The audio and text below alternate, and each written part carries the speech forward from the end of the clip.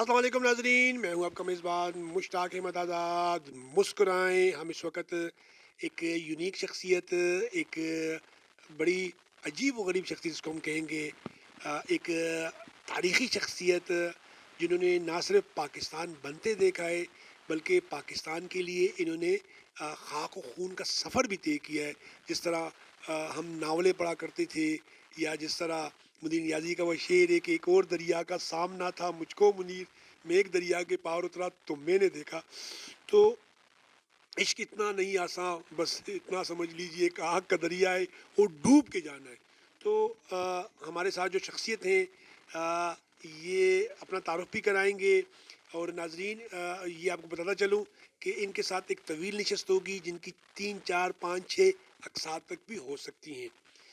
इनका नाम है जी राना सलामतुल्ला ख़ान। ख़ान भी हैं, तो ख़ान के हवाले से बताऊं कि लफ्ज़ ख़ान वहाँ पर जब ये गुरदासपुर में रहा करते थे तो वहाँ पर ख़ान का लफ्ज़ जो है वो फ़ैशन के साथ या नाम के साथ भी इस्तेमाल होता था। ये क्या है क्या नहीं है। बहरहाल, सर आपका बहुत शुक्रिया। वो जो है वो कादियान की है, लेकिन हमारा गांव जो है वो कादियान से 5 मील दूर है, जिसको मौज़ा बघोल कहते हैं गुरदासपुर में। तो कादियान नज़दीक शहर है, ये कादियान नाम है शहर का। तभी वहाँ से कादियानी निकले। तभी हम कादियानी भी लिख सकते हैं, जिस तरह बफ़े वाले लिख सकते हैं, मानसेर भी लिख सकते हैं, हम कादियानी भी लिख लेते हैं। इसमें कोई मज़ायका नहीं, क्योंकि वो शहर है। शहर में सभी हैं, सिख भी हैं, सारे यानी हर फ़िरके का आदमी वहाँ मौजूद होता है। तो इस तरह से हमारा घर जो था वो कादियान में था। तो एक दिन जब उससे पहले कि हम देखते थे कि लोगों के सिखों के जत्थे आते थे, और वो लोगों को गाँव में यहाँ हमले कर करके कुछ कत्ल करते थे, कुछ किया मुसलमानों के गाँव में। मुसलमानों के गांव में वो उनका कत्लेआम करते थे। तो उस वजह से बाद लोग जो है गांव छोड़ छोड़ कर शहर में आ गए थे।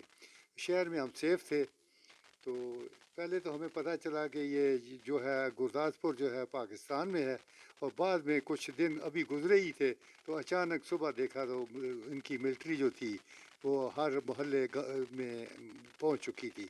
और वो सुबह सवेरे 7 बजे के करीब, जबकि हमारा चाय पीने का टाइम था, हमने चाय भी नहीं पी सकी, उन्होंने निकालना शुरू कर दिया।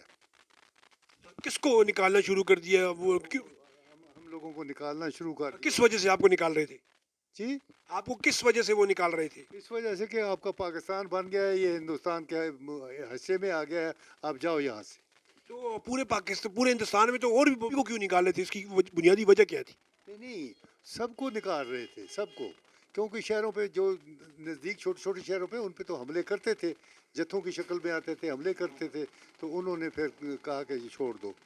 तो इसलिए फिर हमें निकाल दिया गया। हम फिर उसकी जत्थों की क्या नाम है उसको, जो इकट्ठे होते हैं काफ़िले, जी। काफ़िलों की शक्ल में हम चले गए।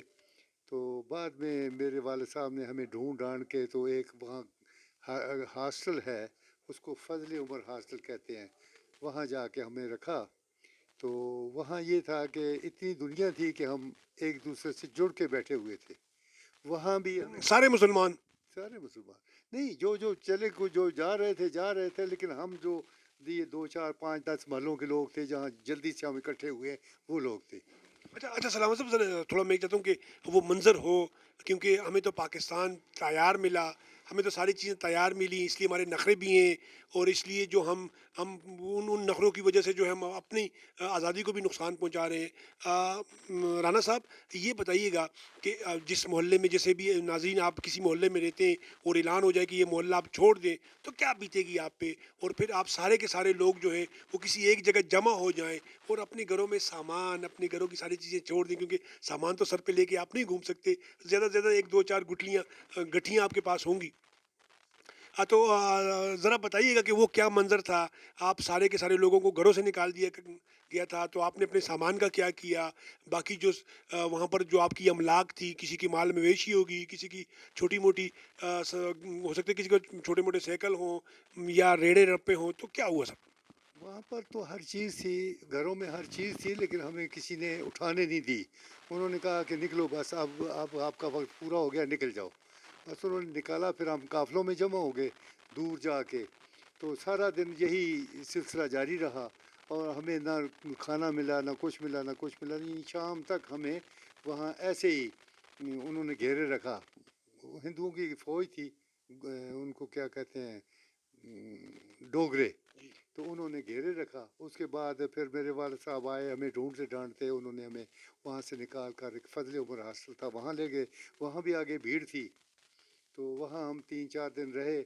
تو چوتھے دن انہوں نے آ کے بمباری کر دی اس کے اوپر، لیکن شکر ہے خدا کا کہ ہمارے اس پہ بم نہیں گرا، بم دور گر بمباری گیا۔ کس نے فوج نے کی بمباری؟ ہاں، ہے جی، بمباری فوج نے کی یا سکھوں نے کی؟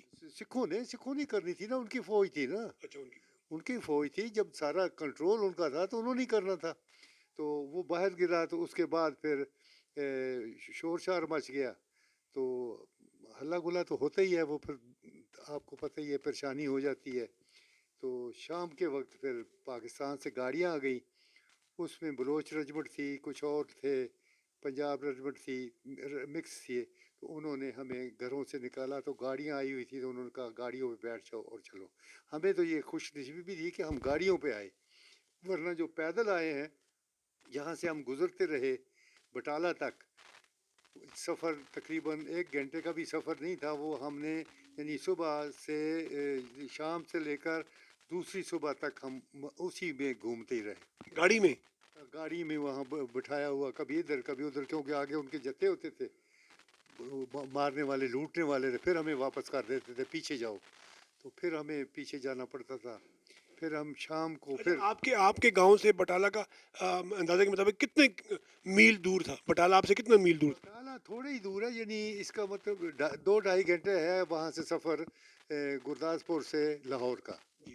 تو اب آپ اندازہ کریں، پہلے بٹالہ آتا ہے، پھر اس کے بعد امرتسر آتا ہے، تو یہ چیز جو میرے اندازے کے مطابق جو ہم لوگ گئے تھے، مجھے لگتا ہے کہ یہ تقریباً وہاں سے یہاں تک 180 کلومیٹر ہے، گرداسپور کے شہر سے جو لاہور، جس کو واہگہ بارڈر کہتے ہیں، تو 100 کلومیٹر ہوگا بٹالہ یا امرتسر؟